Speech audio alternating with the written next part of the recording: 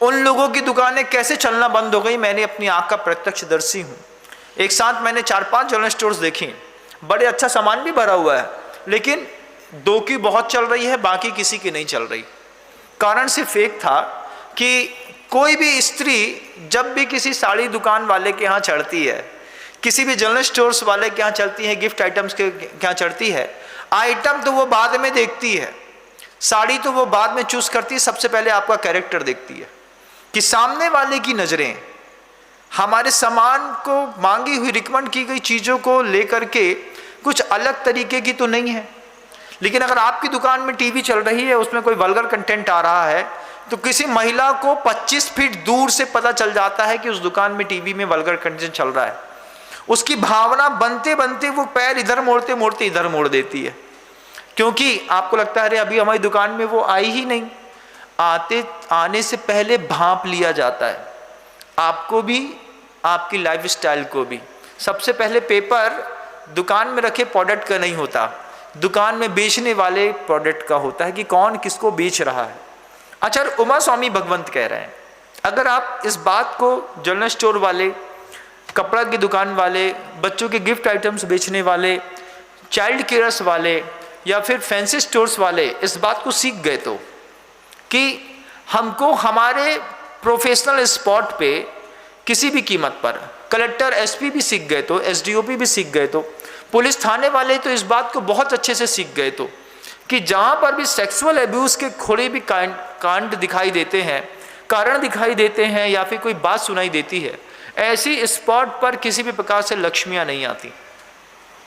स्त्री को भी लक्ष्मी कहते हैं, उसके जेब में रखी रहती है उसको भी लक्ष्मी कहते हैं।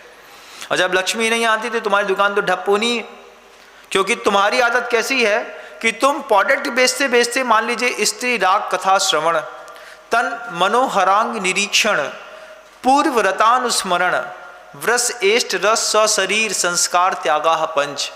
बढ़िया, आपने कस्टमर डीओ लगाया तो कोई बात नहीं, अब आपने ही मान लीजिए अट्रैक्शन करने के लिए डीओ लगा लिया है तो वहाँ आचार्य महाराज कह रहे हैं इस बात को, स्व शरीर संस्कार त्यागा पंच, इन 5 सूत्रों को अपना लीजिए। हम अपने दुकान में किसी भी प्रकार की फालतू बातों को अंजाम नहीं देंगे। स्त्री संबंधी कोई भी बात हम अपनी दुकान में नहीं करेंगे, क्योंकि वो आपके कस्टमर्स हैं। वो आपसे सामने खुलने से पहले अपने आप को सेफ जोन में रखना चाहते हैं। भैया मुझे ये चाहिए, उसने कुछ भी मांगा, कुछ भी चीजें उनकी आवश्यकताओं की हो सकती हैं, लेकिन अगर सामने वाले को ये लगा कि हमारी बोली हुई बात का इसने दिमाग में भी मजाक बना लिया है, तो पहली बार में तो वो कस्टमर आपकी दुकान में आएगा, दूसरी बार नहीं आएगा। क्योंकि आदमी सेफ जोन चाहता है, बिल्कुल सेफ स्पॉट।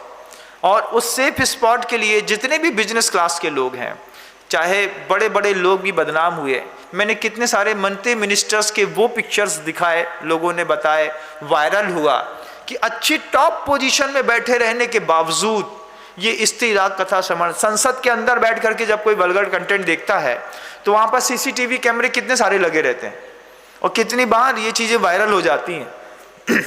चरम पर पहुंचा हुआ व्यक्ति अर्श से फर्श पर कैसे आया?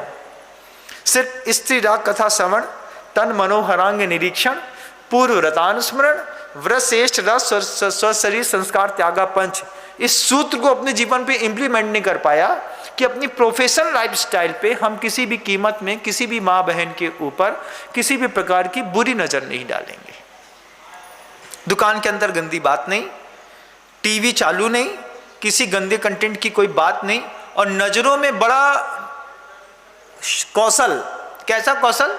जैसे घोड़े के सामने साइवान लगा देते हैं, ऐसे पुज गुरुबर भी इस बात को कहते हैं कि आपकी आंख के ऊपर भी एक साइवान लगा हुआ है। जब लेडीज कस्टमर आपके घर के, आपकी दुकान के सामने आती है, इंटर ऑफ होम वर्क हो या फिर आउटडोर्स वर्क हो, तो उसमें आपकी नजरों का बहुत लहजा लाजवाब होना चाहिए। इतना लाजवाब लहजा होना चाहिए कि हम डीलिंग भी सब कर रहे हैं, डीलिंग करने के बाद भी हम कस्टमर की फेस की तरफ ना देख करके सिर्फ अपने प्रोडक्ट की तरफ भी देखेंगे। सामने वाली किसी भी महिला को आपकी दुकान में सामान लेने में कितना कंफर्टेबल महसूस होता है। फिर आप ये नहीं कहेंगे महाराज हमारी जनरल स्टोर है लेकिन चलती नहीं, हमारा साड़ी हाउस है, बहुत बड़ा साड़ी घर है, चलता नहीं। कपड़े की दुकान है, लोग आते नहीं। कपड़ा अच्छा है, बेचने वाले की नीयत कैसी है। दुकान में प्रोडक्ट के ऊपर कम, बेचने वाले को अपने स्वभाव के ऊपर ज़्यादा काम करना पड़ता है। कल भी मैंने इस बात को कहा था कि अगर आपको क्रोध ज़्यादा आता है दुकान में बैठे बैठे, आपको लोभ बहुत ज़्यादा आता है, आप ज़्यादा लूटते हैं, आप किसी को डराते हैं, या फिर आप किसी को उल्टा सीधा झूठा बोलते हैं, आदमी एक बार तो आपकी दुकान में आएगा, क्या दोबारा भी आएगा? उसमें एक और शब्द आचार्य महाराज कहते हैं, साधर्मी विसंवादाः पंच, कि आप अपने कस्टमर्स को एक तो गलत सामान बेचा, गलत सामान बेचने पर आपको पता था, बेचने के स्टाइल्स रहते हैं कई लोगों के, प्रोडक्ट दिखाते हैं, सामने वाला श्योर रहता है कि भैया इस 10 बोरे में यही माल भरा है, लेकिन उसको पता रहता है कि माल में कुछ मिलावट भी है। अब भैया बेच दो, बस खोल के मत दिखाना। खोल के नहीं दिखाया, उसने घर में जाकर के खोल करके देखा, देखने के बाद उसको लगा कि ये चीज़ हम गलत ले आए हैं। जब आपसे वापस करने आता है, आपको तो पहले से पता था कि हमने गलत चीज़ दी है, उसके बाद आप उसको प्रोडक्ट को वापस ना लेकर के उससे बहस करते हैं। जिस भी दुकानदार ने एक ग्राहक से बहस करके 100 ग्राहक वापस करता है, ये रूल अगर आपके दिमाग में हो कि हमने बहस सिर्फ सामने वाले से करने पर ये जहां जहां जाएगा वहां वहां आपको बदनाम करेगा। हम हमेशा कहते हैं ना, 16 के वस्त्र पहने हो, बगल से एक सुअर निकल रहा है ना। अब सुअर तो पूरा निकल गया, लेकिन उसकी पूंछ का बाल अगर आपके पास से छुप गया है तो आप 16 के माने जाओगे कि नहीं माने जाओगे? नहीं माने जाओगे ना। क्यों नहीं माने जाओगे? क्योंकि महाराज चाहे सुअर छुए, चाहे सुअर की पूंछ का एक बाल छुप जाए, अशुद्धि तो हो ही जाती है। ऐसे ही दुकान में भी समझिएगा बंधुओं कि आपने पूरे के पूरे दुकान में अगर इस तरीके से किसी भी एक व्यक्ति से विसंवाद किया, विसंवादाः पंच सूत्र है, आचार्य उमा स्वामी महाराज कह रहे हैं।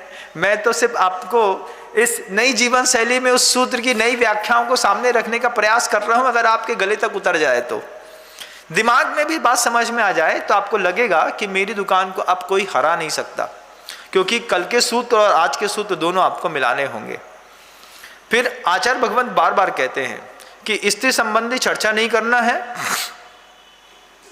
किसी भी प्रकार से कस्टमर से किसी भी प्रकार का कोई मजाक नहीं करना है।